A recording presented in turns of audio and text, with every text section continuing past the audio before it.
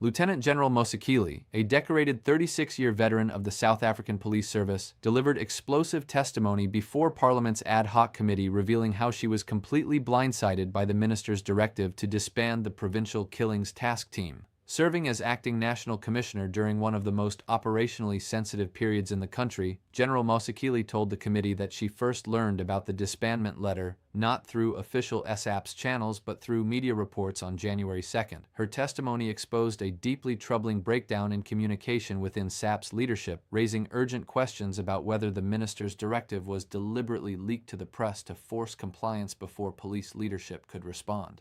The general described the festive season as a period requiring maximum operational capacity, making the timing of the disbandment directive highly suspect and operationally reckless.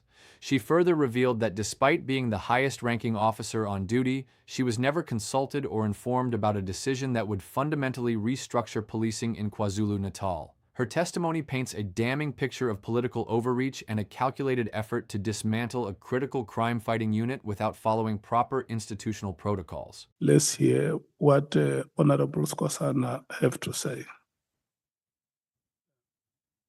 Good morning, Chair. I just wanted to make sure that we have the right witness because the general is not in uniform, so I was a bit confused. But if you affirm that he's General Mosikili, I'm happy. Thank you, Chair.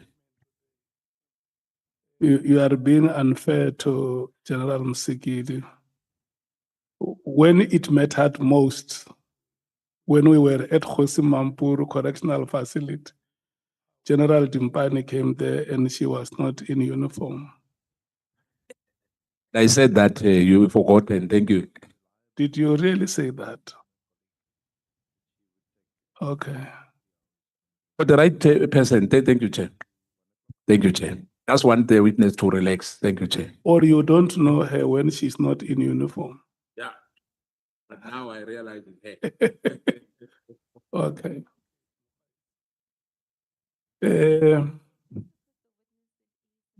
Today is the day of the women.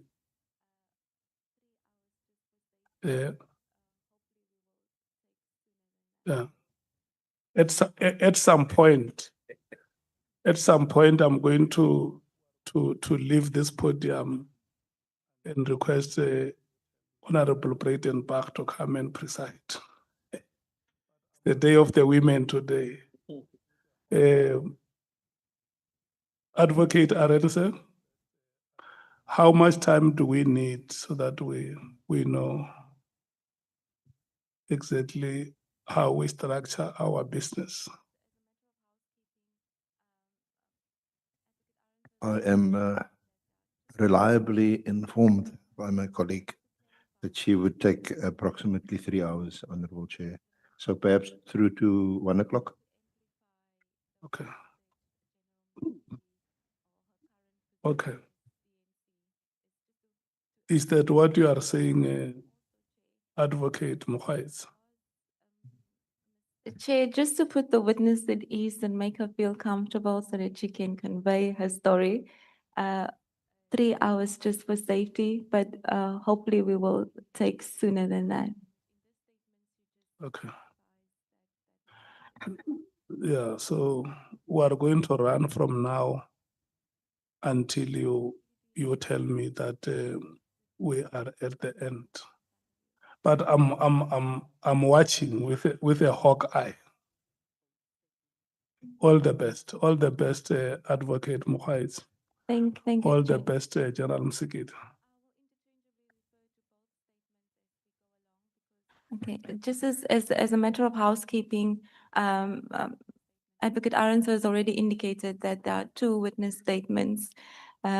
Just to clarify, the purpose of the second supplementary statement was just to amplify the role that General Mosikili, or her current position as DNC, is just to elaborate on that. And then also, Chair, there was a mistake in her previous statement where she incorrectly referred to Minister Mkunu as an acting premier in 2018. And in this statement, she just rectifies that mistake as well. General Mosikili, do you have copies of the two statements in front of you? Yes, thank you, Chair. Yes, I do have both statements. Okay.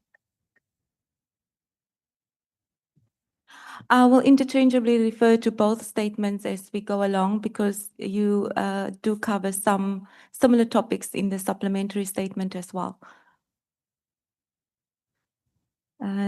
Just as a start, General, we know that you've been in the police services for quite some time, 36 years to be exact. And in your statement, you say that you've been in the police services for an uninterrupted period of 36 years, and you've been in various operational environments at different levels up to command level. Would you just briefly talk us through your experience at SAPS, maybe starting from the bottom to your current position? Thank you, Chairperson. To be exact, it's 36 and a half, but you don't relate to the half year. So by June of this year, I will complete 37 years full of my service, having joined the South African Police Service as a student constable, rising through the ranks as a police official on the environment of operations, leading up to the level of management, which I think it is the relevant levels that I will want to relate to today. I am currently a Lieutenant General, having appointed to the rank of a Lieutenant General in 2018, the 1st of April of 2018. At the time of my appointment, I was serving in the service as a detective head, the Divisional Commissioner of Detective Service. Prior to me being a Divisional Commissioner of Detective Service, I was the component head, national component head responsible for family violence, child protection, and sexual offenses unit, abbreviated as FCS. Upon my resumption of duty as Divisional Commissioner, for 2 years in that position, I was appointed a Deputy National Head of the Directorate for Priority Crime Investigation, commonly known as the DPCI.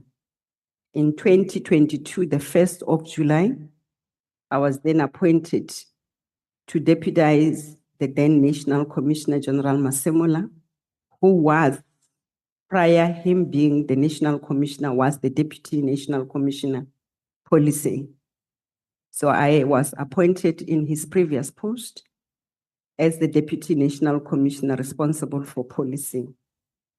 At the time, there was no other operational Deputy National Commissioner, as the then Deputy National Commissioner Crime Detection has just took a pension. Therefore, I was responsible for both operations or visible policing environment, as well as responsible for the detective forensic, as well as CI, which is the post that we now know as Deputy National Commissioner Crime Detection. In simple terms, I was responsible for both visible policing, which is the uniformed policing of the South African Police Service, as well as the detectives, forensics, and crime intelligence. Added to my position, I also had to chair the National Joint Intelligence structure, the position that I am chairing alongside the South African National Defence Force, as well as the State Security Agency. NATJoins is the JCPS operational arm that looks at coordinating operations and coordinating all state departments. And going forward, I also have the responsibility of chairing the National Crime Combating Forum, which is the forum that coordinates operations within the service. If I can go into what DNC policing entails, Chairperson, my responsibility as the Deputy National Commissioner Policing includes all the visible policing or uniformed policing of the organization, including the border management policing and all specialized uniform policing such as dog units, mounted policing, to mention the few. Over and above that position, it's me having to also oversee the national operational coordination. This is the component within policing that is coordinating all interventions or operational interventions elsewhere in the country. And this you deal with in paragraph 6.1 to 6.6 of your main statement, and also paragraph 8 of your supplementary statement. And I just want to maybe, I see there that you indicate that, as you've said, it includes national interventions, which extends to multidisciplinary policing operations on prioritized matters such as task teams and border police. So I'd like General to just briefly speak to your experience in relation to task team interventions and border police interventions, just to briefly indicate what your responsibilities are surrounding those. Thank you again, Chairperson. As the Deputy National Commissioner responsible for policing, from time to time, there will be identification of pressure points, or there will be the identification of the need for interventions that will require us as the management of the police to step in any other area of policing in the country. Thus, that informs that we need to put together the teams for interventions. That includes sending the teams to, or the example of those, just to be simple, it's the task teams that we are currently having. Operation Vala Umkoti that was working in 7 provinces. The GBVF that is also working in all provinces. Operation Lockdown that is focusing in the Cape Flats.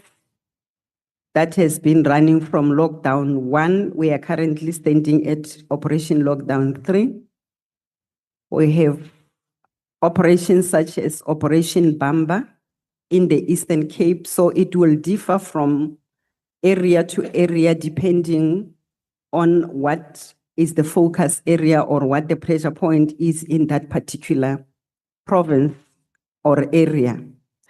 This includes illegal mining operations. It will include coordinating and managing special and major events.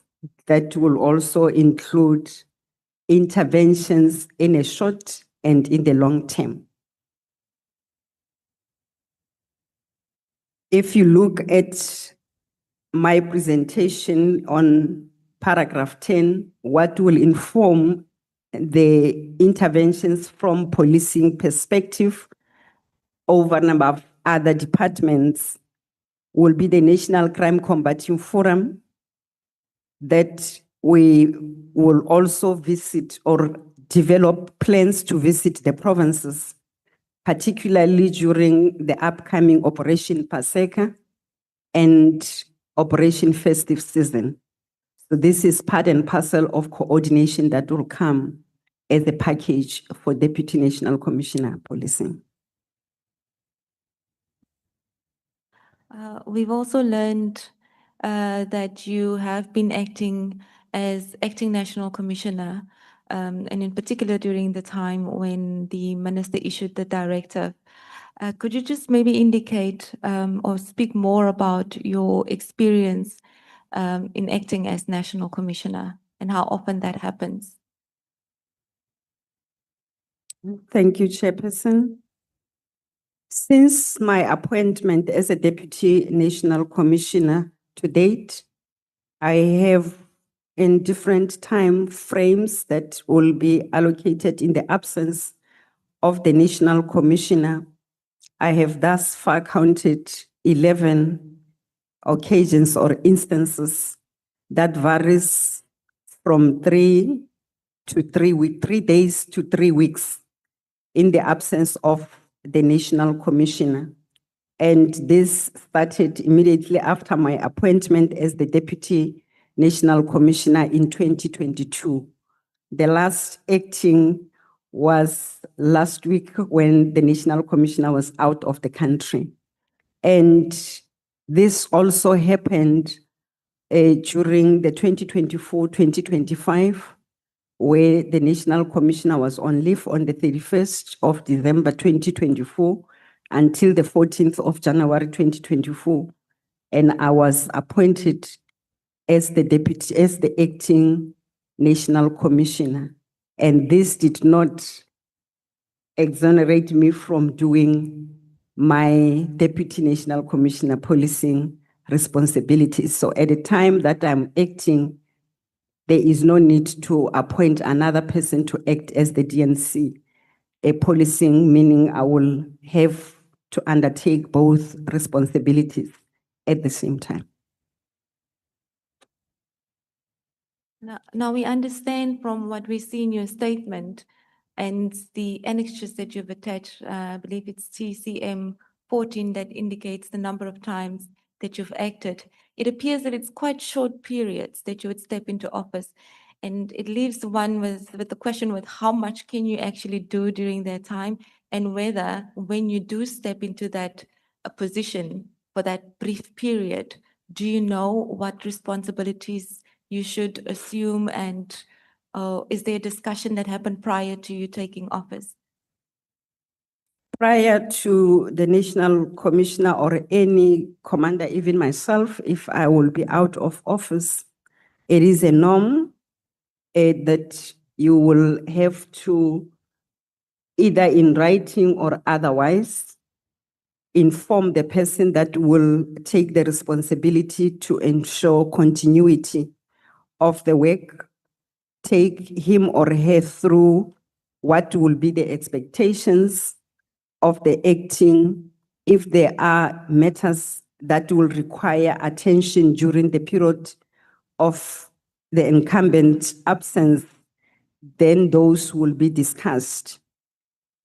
And this is so to ensure that there is efficiency and operational continuity in the service, whether it is for 3 days or it is for 3 weeks, as I've indicated, the longest will be 3 weeks or more. There is a need for that meeting to happen so that you receive a proper handing over. And the same will happen when the incumbent resumes duty. In this case, when the National Commissioner comes back, the same meeting will happen to brief him on the matters that I have dealt with throughout his absence.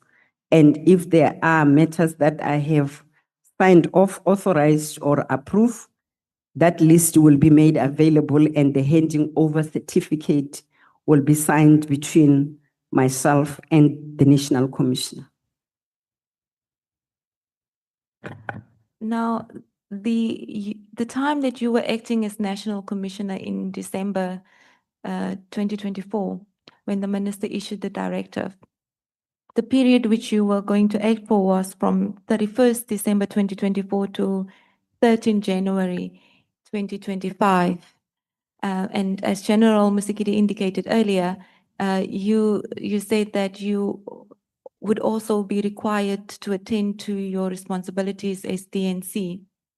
Now, during the time when the minister issued the directive and while General was acting as National Commissioner, what else was on your plate at the time? And I know you deal with it in your statement in paragraph 12 of the main statement and paragraph 10 of the supplementary statement. Thank you, Advocate. Given the gravity of the policing operations, I continued to function my duties. And at the time, it is when we were at the apex of Operation Festive season. So we were in the period, we segment the times of every operations into before, during, and after the operation. So at the time of the 31st, we were in the during phase of the operation.